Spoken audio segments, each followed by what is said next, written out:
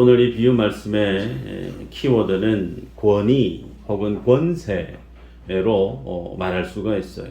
그래서 오늘 이 비유 말씀을 우리가 제대로 이해하려고 하면 예수님이 말씀하시고 있는 권위와 권세에 대한 이해가 필요한데, 이 말씀에 대한 배경은 예수님이 예루살렘에 입성하시고 난 이후에 성전에 들어가서 장사하는 사람들, 환전하는 사람들 다 쫓아내시고 상을 얻고, 그리고 나서 그곳에서 하나님의 말씀을 증거하셨죠. 그렇게 하나님의 말씀을 증거하고 성전 정화 운동을 한 이후에 그 모습을 바라보았던 대제사장, 서기관, 장로들이 예수님께 묻습니다. 도대체 무슨 권위로 이런 일을 하느냐?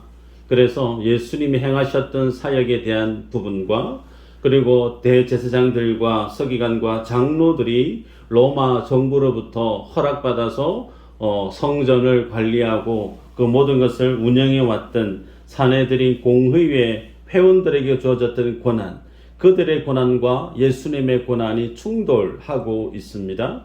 그래서 그 충돌의 배경 이후에 등장한 본문이 오늘 비유의 말씀에 해당되어집니다.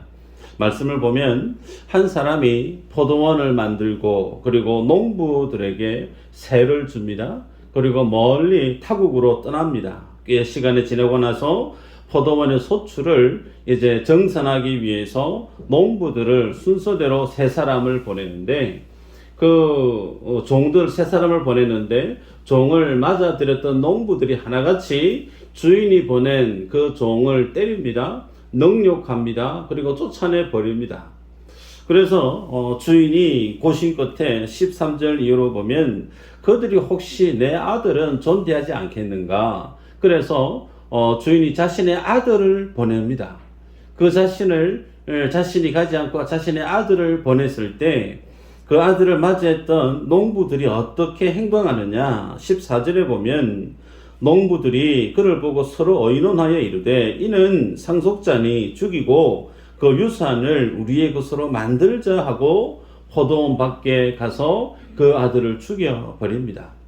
이 사실을 안 주인이 이제 이렇게 얘기하죠. 와서 그 농부들을 진멸하고 포도원을 다른 사람들에게 주리라 하시니 사람들이 듣고 이르되 그렇게 되지 말아지이다, 그렇게 얘기합니다. 여러분, 이 주인의 입장에서 종을 그리고 아들까지 농부들에게 보냈는데, 그 농부들은 주인이 보낸 종들을 때리고 능력하고 쫓아내고 심지어 자신의 아들까지 죽였습니다. 그러기에 이 주인의 입장은 당연히 그 포도원에 가서 그 악한 농부들을 진멸할 수밖에 없겠죠. 그리고 그 진멸한 그들로부터 포도원을 다른 사람들에게 주는 것이 마땅함에도 그 얘기를 들었던 이들이 어떻게 반응을 하느냐면 그렇게 되지 말아지이다, 소위 그렇게 되지 않기를 원합니다, 그렇게 얘기를 하는 겁니다.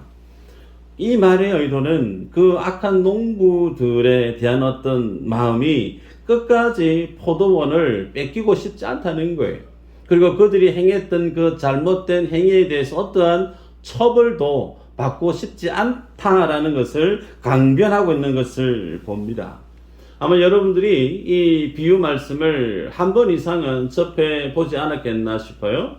그래서 이 비유 말씀을 이해할 때 악한 농부들이 포도원에서 그 주인에게 제대로 성실하게 살지 못했고 정직하게 살지 못했기 때문에, 그래서 우리는 주님 앞에 착한 농부로, 착한 청지기로, 정직한 하나님의 사람으로 살아야 되겠다. 소위 윤리, 도덕을 새롭게 강하게 나를 세우는 그런 어떤 의미로 오늘 이 비유 말씀을 이해했다라고 하면 이 비유 말씀을 정확하게 잘 모르고 있는 부분이죠. 그래서 이 비유 말씀을 우리가 알기 위해서는 두 가지를 사전에 이해를 해야 되는데, 하나님의 나라에서 가지는 권세, 권위, 그 의미가 어떤 것인가에 대해서 알아야 되고, 두 번째는 하나님 앞에 서 있는 인간 본연의 모습이, 인간됨이 어떤 것인가에 대해서 우리가 확인해 볼 필요가 있습니다.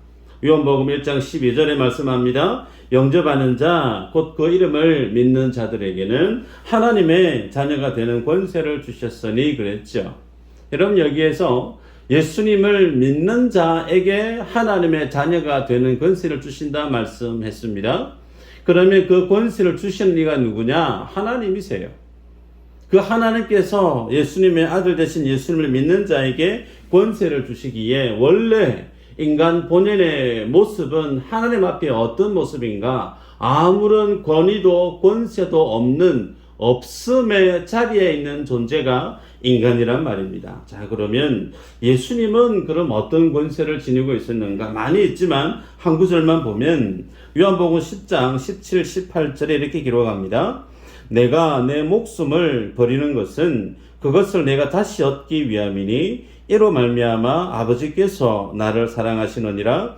이를 내게서 빼앗는 자가 있는 것이 아니라 내가 스스로 버리노라. 나는 버릴 권세도 있고 다시 얻을 권세도 있으니 이 계명은 내 아버지에게서 받았노라 하시니라. 예수님이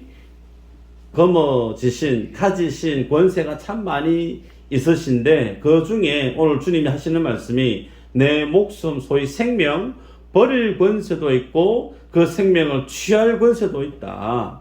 자, 이 말의 의미는 예수 그리스도 자체가 생명이라는 거예요. 그 주님이 전능하신 하나님이시라는 말입니다. 그래서 예수님은 죽음도 생명도 하나같이 그 모든 것이 예수님의 권세 아래 있음을 주님이 말씀합니다. 자, 그러면서 그러한 주님의 권세가 지향되어지는 방향, 나타나는 그 모습은 어떠해야 되는가에 대해서 성경은 말씀하는데 마태복음 20장 26절 이후로 보면 전에도 말씀을 드렸지만 예수님을 따라다녔던 제자들이 예수님이 이스라엘의 왕이 되어지면 그들도 예수님의 오른쪽 왼쪽 소위 높은 자리 차지할 것을 기대했죠. 그들의 마음을 주님이 보시고 너희들 중에 어뜸이 되고자 하는 자, 높아지기를 원하는 자, 세상 사람들은 약한 사람들 위에 군림하는 모습이나 너희들은 그렇지 않다. 너희들 중에 높아지기를 원하는 사람은 도리어 다른 사람들을 섬기는 자가 되어야 된다. 종이 되는 삶을 살 수 있는 권세. 그것이 소위 하나님의 나라에서 하나님이 허락하시는 권세, 그 권세가 드러나는 모습이다. 성경 우리에게 말씀합니다. 때문에 하나님의 나라에서의 권세는 하나같이 섬김의 위치에 있는 모습임을 우리가 성경을 통해 확인하게 되죠. 자, 그런데 오늘 본문에 이 비유 말씀을 듣고 있는 종교 지도자들은 최고로 하나님을 잘 섬긴다라고 많은 사람들에게 인정받고 있었던 종교 지도자들 아닙니까?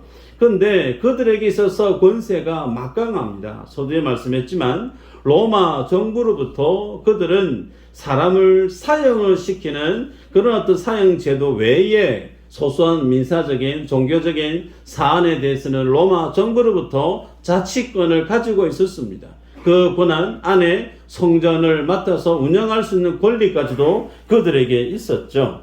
때문에 그들의 기득권과 권세로 소위 이스라엘 백성들을 어떻게 했느냐면 왜곡된 신앙의 모습으로 그들을 이끌면서 그 성전에서 드려지는 제사로 인해 그들은 그들의 배를 불려가고 부를 축적해 갔던, 결국은 그들이 하나님을 예배한다라고 하는, 하나님을 잘 믿는다라고 하는 그들의 신앙의 행위는 결국 하나님께로부터 분노를, 그리고 이스라엘 백성들이 하나님을 예배함에 있어서 가로막는 큰 장애물로 나타나고 있었음을 우리가 알 수 있죠. 때문에 이 비유를 보면서 하나님 앞에 있는 인간 본연의 인간됨에 대한 모습을 우리가 확인해 볼 필요가 있죠.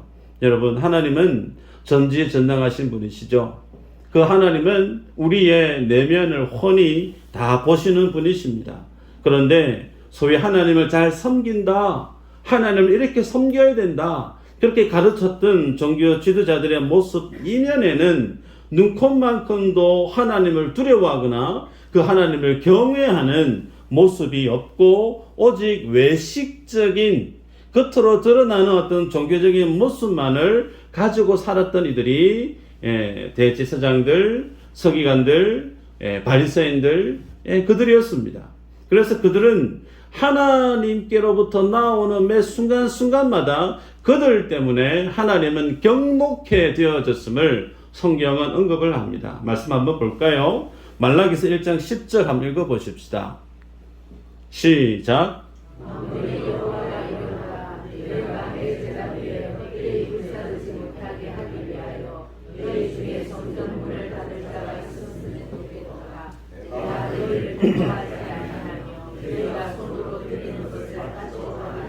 네, 성전문을 닫는 자가 있었으면 좋겠다. 자, 13절 또 볼까요? 한번 보십시다. 시작.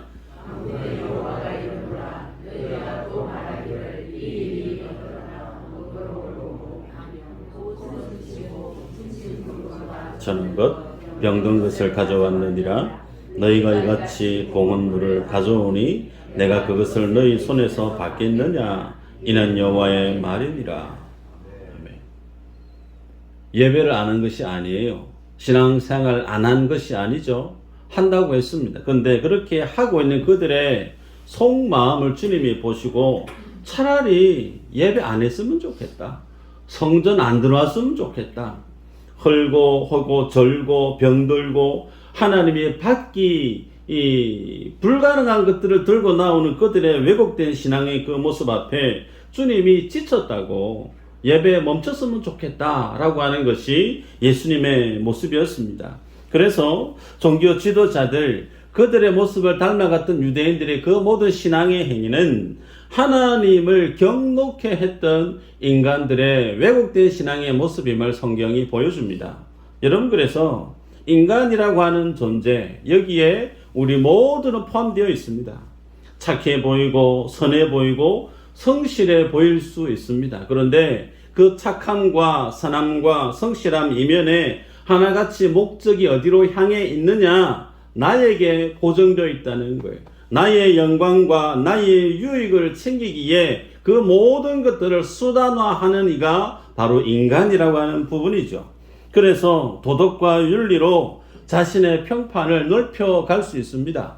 교회 안에서 많은 활동과 종교 행위로서 많은 사람들에게 인기를 누리고 많은 사람들에게 존경을 받는 위치에 설 수도 있다는 거예요.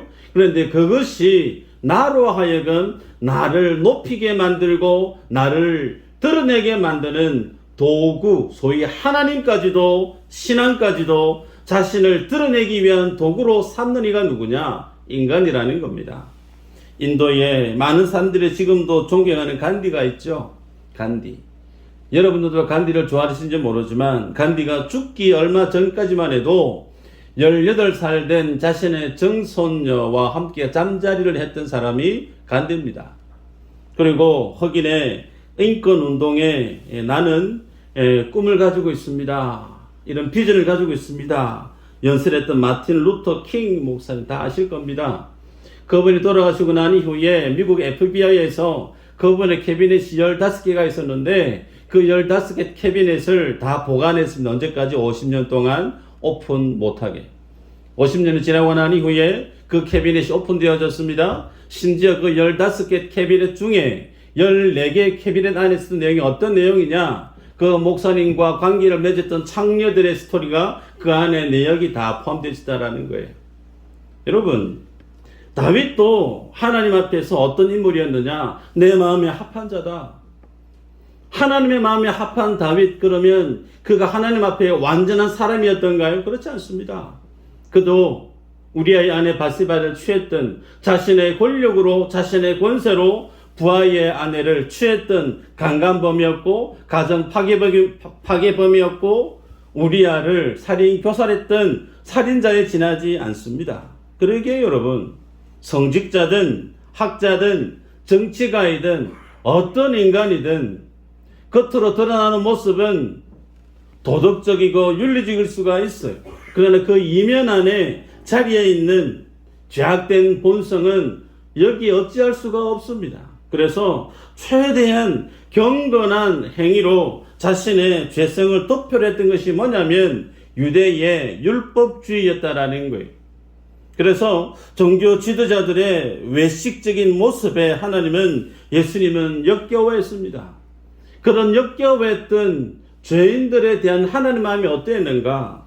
로마서 5장 8절에 우리가 알고 있는 것처럼 우리가 아직 죄인 되었을 때에 그리스도께서 우리를 위하여 죽으심으로 하나님께서 우리에 대한 자기의 사랑을 확정하셨다. 우리가 예수님 앞에 사랑받을 만한 모습이 아니었다라는 거예요.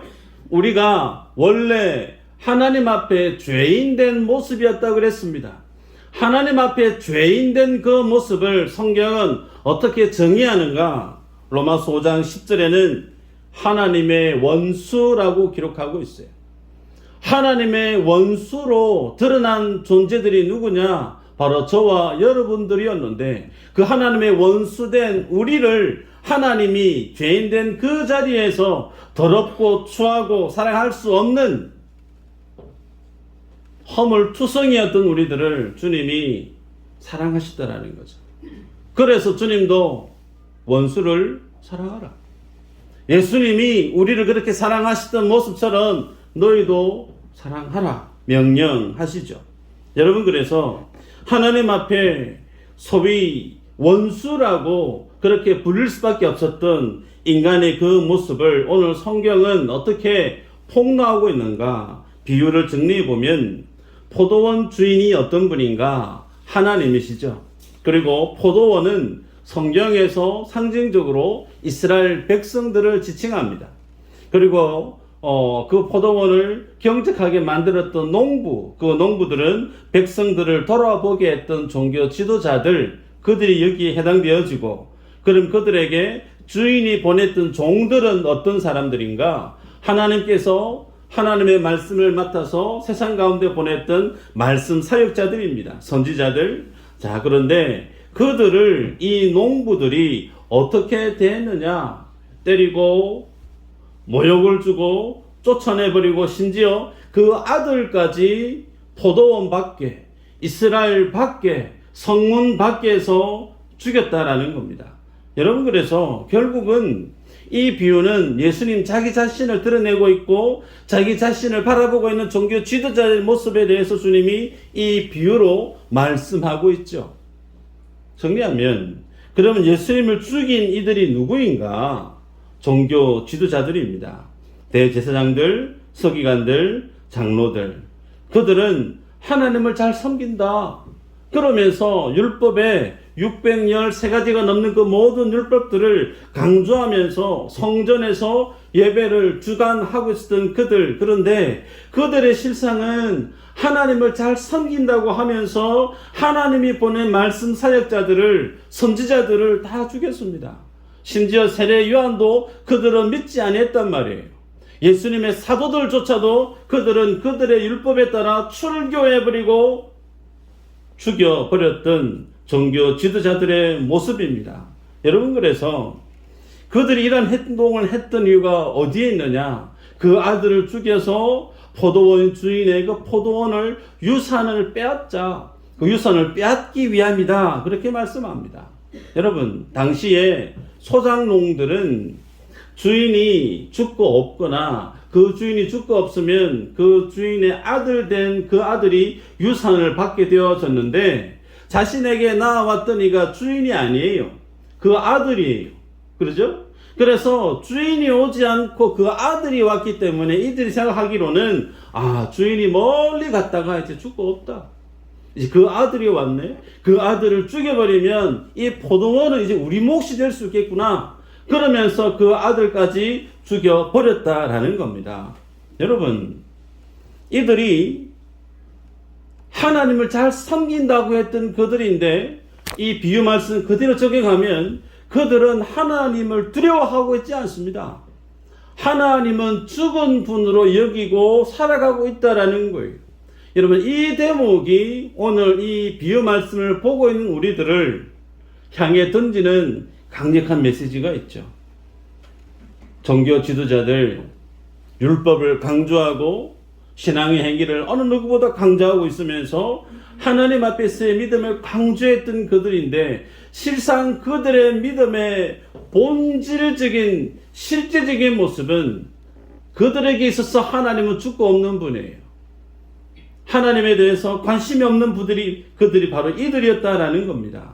여러분, 그래서 만약에 이들이 하나님이 살아있는 분들을 얘기했더라면 그들은 응당 하나님의 말씀 앞에 자신의 모든 것을 내려놓고 하나님의 권위와 그 말씀 앞에 복종, 순종하는 삶을 살아 마땅하죠. 그런데 성전에 장사꾼들을 드립니다. 돈 바꾸는 사람들을 드립니다. 그들로부터 몇 배의 돈을 갈취해서 그 돈을 자기의 몫으로 착복했던 이들이 종교 지도자들이 하나님을 예배한다라고 하면서 가장 거룩해야 될 그 예배의 장소를 자신들의 돈주머니를 채워가는 일로 삼았던 그들이 하나님을 예배한다 말할 수 있는가? 그들 속에 하나님이 살아있다라고 말할 수가 있는가? 그럴 수 없다라는 거예요. 여러분, 이 상황을 보면서 주님 앞에 있는 나의 믿음의 모습을 한번 점검해 보십시다. 오늘 나는 과연 하나님이 살아계신 분으로 믿고 예배하고 신앙생활을 하고 있는 것이 맞는가?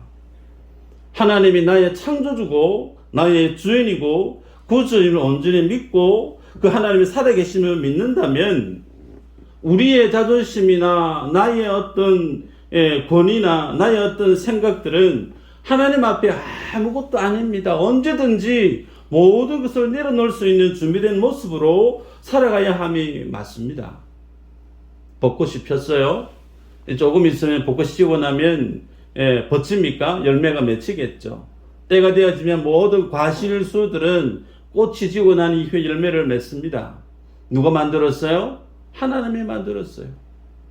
그런데 그 모든 과실수들이 열매 맺었다고 해서 하나님 앞에서 이런 열매 맺었으니까 주님 나의 소원은 이것이고 저것이고 이것 좀 들어주세요 하는 나무들이 있습니까? 없습니다. 인생들은 어떤 존재인가? 그 나무와 다를 바 없는 하나님의 피조물에 지나지 않습니다. 그런데 유독 인간들만큼은 하나님 앞에 자신의 자격을 갖추고 요구사항을 들고 당당하게 나가서 하나님 앞에 이거 해달라고 저거 해달라고 요구하고 있는 모습, 그 안에는 내가 그것을 요구할 수 있는 권세가 있고 권리가 있는 자로 자기의 삶을 그렇게 인식하고 있다라는 겁니다. 여러분, 그래서 하나님 앞에서 하나님이 살아있다라고 하는 것을 믿는 사람, 그 모습을 발견하기가 쉽지 않습니다. 교회 안에 목회자와 성도 간의 갈등이 있어요. 성도와 성도 간의 갈등이 있습니다. 왜 그 갈등이 일 수 있는가?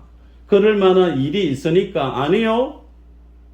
그 이면의 본질은 하나님의 살아계심을 믿지 않고 하나님이 살아 역사하시는 분으로 바라보지 않는 불신의 모습이 그 안에 자리에 있기 때문에 그렇습니다. 이렇게 말씀을 드리면 마음이 불편해지신 분이 있을지 모르겠습니다. 여러분, 오늘 포도원의 농부들처럼 주인이 이제 죽고 없다. 그 아들마저 이제 죽이고 나면 그 모든 포도원은 우리 것이 되어진다. 그러면서 그 아들까지 죽였던 예수님을 십자가에 못 박아 죽였던 이가 누구냐? 대제사장, 서기관, 장로, 바리새인들 아니요? 우리들이 예수님을 십자가에 못 박아 죽였다는 사실을 여러분 인정하셔야 됩니다. 그들은 하나님이 살아있는 분으로 바라보지 않았다니까요. 오늘 우리들도 엄밀히 얘기하면 하나님이 살아계신 분으로 믿고 있는가? 아닙니다. 항변해 보시겠어요? 이 가운데 근심 걱정 없는 분이 한 분에도 계십니까? 근심 걱정 다 하고 살아가죠. 왜 하죠? 하나님이 전지전능하신 분이라면서요. 하나님이 나를 사랑하시는 아버지라면서요. 그 하나님이 살아계시고 그분이 나의 모든 것을 책임지시는 나의 주인됨을 아는 인생은 고민할 게 뭐가 있습니까? 가난한 거, 몸에 질병이 있는 거, 죽을 병에 걸린 거, 그 하등의 모든 것들이 아버지가 지금 살아계신 분이시고 그분이 나의 아버지임을 믿는 인생은 하등의 고민할 필요가 없죠. 그런데 우리 안에 날마다 고민이 있어요. 염려가 있어요. 그것이 뭘 반증하느냐? 하나님이 살아계신 분으로 내가 인식하고 있지 않다라고 하는 부분을 드러내고 있다는 사실입니다. 여러분, 예수님께서 십자가 달려 돌아가실 때 한 강도가 예수님께 자신의 미래를 부탁했던 기사들을 여러분이 아실 겁니다. 그 강도는 숨이 떨어지기 직전에 예수님께 자기의 영혼을 의탁하는 부탁을 했습니다. 그 강도는 예수님 이 땅에 왜 오셨는지에 대해서 정확하게 알았다라는 거예요. 예수님 이 땅에 초림하셨던 이유는 죄 용서를 위해서, 죽은 영혼 살려내기 위해서, 영생을 주시기 위해서, 죽은 영혼에게 하나님의 나라를 주기 위해서 주님 이 땅에 오셨음을 그 강도는 알았습니다. 그래서 마지막에 그가 예수님께 구했던 기도가 뭐였느냐면 내 영혼을 의탁한다고 부탁한다고. 여러분, 예수님 믿으면서 하나님 내 사업이 대박나게 해주세요. 주님 내 자녀들이 잘되게 해주세요. 그런 기도가 아니고 예수님이 원했던 기도는 죄 사함에 대한 내용이에요. 영생에 대한 내용이에요. 하나님의 나라에 대한 내용이에요. 그런데 종교 지도자들이 구했던 기도는 하나님 앞에 죄 사함에 대한 기도가 아니에요. 영생에 대한 하나님의 나라에 대한 기도가 아닙니다. 그들이 최고로 여기는 자신들의 생명같이 여기던 것이 뭐였느냐면 자신의 자식이고 어쩌면 세상에서 잘 되는 것이고 많은 사람들이 부러워할 만한 것들, 그것을 두고 기도했던 이들이 종교 지도자들의 모습이었다라는 사실입니다. 여러분, 하나님께서 우리에게 원하시는 것, 교회는 어떤 곳인가? 예수님을 통해서 죄 사함을 받고 영생을 얻고 영원한 하나님의 백성이 되는 진리를 가르쳐 주는 곳, 그것이 교회입니다. 여러분의 정체성을, 신앙의 그 정체성을 한번 점검해 보시길 바랍니다. 말씀 한번 볼까요? 갈라디아서 5장 24절 한번 보십시다. 같이 한번 읽어볼까요? 시작.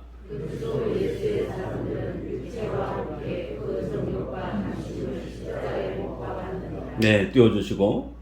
예수 믿는 사람, 성도들은 어떤 사람들인가? 보니까 육체와 함께 정욕과 탐심을 십자가에 못 박았다 그랬습니다. 못 박았다. 과거형이에요. 못 박을 거야가 아니고 못 박았다. 그리고 이것은 능동형으로 기록하고 있습니다. 그 말은 예수 그리스도와 함께 십자가에 못 박혀 죽는 것을 나 스스로 기뻐하고 즐거워함으로 이미 예수님과 함께 못 박혀 죽었다라고 그렇게 기록하고 있다는 사실이죠. 여러분, 그러면 성도는 십자가에 달려 죽었다라고 했는데 그 정욕과 욕망, 탐심이 이미 죽고 없다 그랬습니다. 그러면 성도는 어떤 사람들인가? 십자가에서 죽었다고 그랬어요. 그러면 그 십자가 뒤, 십자가 너머에 있는 하나님이 주시는 위로, 십자가 너머에 있는 하나님이 주시는 평강, 하나님이 주시는 그 생명으로 기뻐하고 즐거워하고 살아가는 이들이 예수 믿는 사람들이라는 겁니다. 십자가 앞에 있는 게 아니고 십자가 뒤에 있는 영원한 하나님의 나라로 기뻐하고 즐거워하고 감격해하고 위로받고 그 평안을 누리고 살아가는 이가 누구냐? 예수 믿는 사람. 여러분, 그러면 여러분에게 스스로 질문을 던져보십시오. 나는 예수님과 함께 정욕과 탐심이 죽은 사람이 맞는가? 맞나요? 죽기는커녕 펄펄 살아있는 것 아닙니까? 여전히 욕심은 많고 탐심도 많고 어느 것 하나 내가 죽었다 말하기 부끄러울 정도로 온통 내 마음에는 세상의 것들로 가득 차 있는데 성경은 죽었다라고 얘기하고 있어요. 그러면 나라고 하는 믿음의 모습의 정체성은 내가 예수 믿는 하나님의 성도가 맞긴 한가? 내가 구원받은 하나님의 사람이 맞긴 한가? 이 질문을 던져야 되는 것 아니겠습니까?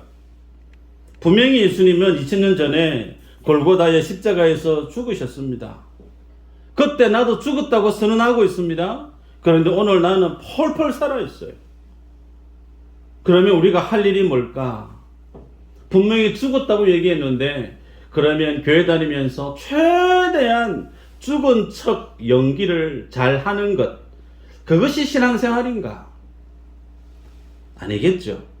분명히 예수님은 십자가에서 내가 다 이루었다라고 주님이 선언하셨습니다. 그러기에 분명히 육체와 정과 육을 다 못 박아 죽었다라고 했는데 그것이 십자가에서 결판 났는데 그러면 예수님의 그 십자가가 오늘 나와 어떤 관계가 있는가를 우리는 분명히 정리해야 되죠. 여러분, 예수님은 2000년 전에 골고다 위에 십자가에서 죽으셨습니다. 그런데 그 십자가의 사건은 2000년 전의 사건이 아니에요. 그 십자가를 통해서 하나님께서 모든 하나님이 구원하시기로 작정한 영혼들을 구원하실 그 계획은 언제 세워진 것인가? 2000년 전이 아닙니다. 천지 창조하기 이전에, 태초에 하나님의 만물을 창조하기 이전에 하나님이 우리를 하나님의 자녀로 선택하시고 부르신 줄 믿으시길 바랍니다. 아멘. 그 하나님이 이 땅의 역사 가운데 하나님의 예수님의 십자가를 세우기 이전에 하나님이 나를, 아담을, 아브라함을, 다윗을, 구약의 모든 하나님의 백성들을 구원하실 방편이 뭐였느냐면 2000년 전에 세워질 예수님의 십자가, 그래서 그들은 세워질 십자가를 바라봄으로 그들은 구원을 얻었어요. 그런데 그 십자가는 과거의 이례적인 사건으로 끝난 것이 아니란 말입니다. 그 십자가는 영원부터 영원까지 하나님 안에 서 있는 십자가예요. 그래서 예수님의 그 십자가는 시간이 통용되어지지 않는다라는 겁니다. 그래서 그 십자가는 십자가 이후에 태어난 모든 세대들도 어떻게 구원받게 주님이 작정하셨죠? 십자가로 구원받게 하셨다라는 거예요. 내 자식들도, 내 손주, 손주들도. 주님 오시는 그날까지 예수님의 십자가는 현재형이라는 겁니다. 과거의 역사적인 사실로 끝나는 것이 아니고 예수 그리스도 앞에서 하나님의 구원받은 주의 자녀들에게는 그 주님의 십자가가 날마다 살아있는 현재형이라는 겁니다. 그러기에 여러분, 십자가 위에 예수님만 죽은 것이 아니에요. 그 십자가에 예수님을 달려 죽게 하니가 대제사장, 바리새인들, 종교 지도자들이 아니고 많은 사람들의 생명을 얻기 위하여 주신 대속제물로 주신 그 주님, 그래서 그 주님이 죽음으로 우리가 구원을 얻었다면 그 주님이 내게 주신 생명값은 곧 내가 예수님을 십자가에 못 박은 장본인이 누구란 말이에요? 바로 나라는 겁니다. 바리새인이 아니에요. 오늘 본문의 농부들이 누구냐? 예수님은 대제사장들이고 서기관들이고 장로들이라고 그렇게 기록하고 있지만 우리들이 바로 대제사장과 같고, 왜? 하나님은 살았다고 고백하지만 하나님 없는 사람처럼 살고 있는 우리의 믿음 없음의 모습이 폭로되어지고 있기 때문에 예수님을 누가 죽였느냐? 내가 죽였다라는 거예요. 그런 인생들에 대해서 주님이 결론을 내립니다. 18절 한번 읽어볼까요? 18절 시작.